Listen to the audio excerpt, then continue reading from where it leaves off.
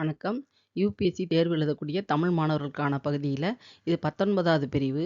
இதுல கண்ணன் பாட்டு நம்ம பார்த்துட்ருக்கோம். இதுல அடுத்த பகுதியாக கண்ணன் என் காதலி என்ற தலைப்பில இது இடம்பெறுகிறது. இதற்குள்ள இடம்பெறுகின்ற உட்தலைப்பு சுட்டும் விழிச்சுடர்தான் என்பது இதனுடைய தலைப்பு. கண்ணம்மாவை காதலியாக நினைத்து பாடக்கூடிய பகுதி தான் இது. இதில் இடம்பெறக்கூடிய முக்கியமான சில பகுதிகளை மட்டும் இதில் கொடுத்துருக்கேன். இதனுடைய விளக்க பகுதியை இந்த யூடியூப் சேனல் லிங்க்ல பார்த்துக்கணும். இந்த பகுதியில் அவர் கன்னத்து முத்தத்தை பற்றியும் திரையிடல்தல் வேண்டாம் என்று சொல்லுகிறார். அது என்னன்றதை நமக்கு சுருக்கமாக பார்க்கலாம். கண்ணனை கண்ணம்மா என்ற தன் காதலியாக்கி பாடுதல் இந்த பகுதி. காத்திருக்க இயலவில்லை என்னால் கன்னத்து முத்தம் ஒன்று தந்தேனடி என்று சொல்லுகின்ற செய்தி. இயற்கையில் கண்ட உன்முகம் எது எது என்பதை சொல்கிறார். திரையிடுதல் வேண்டாம், ஒப்புக்கு நாணமதை காட்டாதே, முகத்தை திரையிட்டு கொண்டே இருக்காத அப்படின்னு சொல்லுகின்ற பகுதியில் இருக்கு.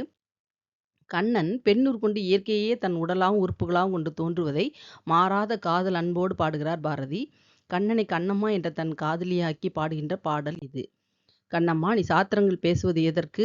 வயது முதிர்ந்தவர்கள் சம்மதத்தில் வதுவை முறைகள்னா சடங்குகளை எல்லாம் நான் பின்னாடி செய்வோம். அதுவரை என்னால் காத்திருக்க முடியாது. இதோ கன்னத்து முத்தத்தை நான் தந்து விடுகிறேன் என்று சொல்கின்ற பகுதி. அதற்கான பாடல் அடிகள் இது. ஆரியருடைய பண்டைய நெறிகள் உயர்வு என்று சொல்லுகின்றோம்ல, அது திரையிடுதல் இருக்குதா என்ன?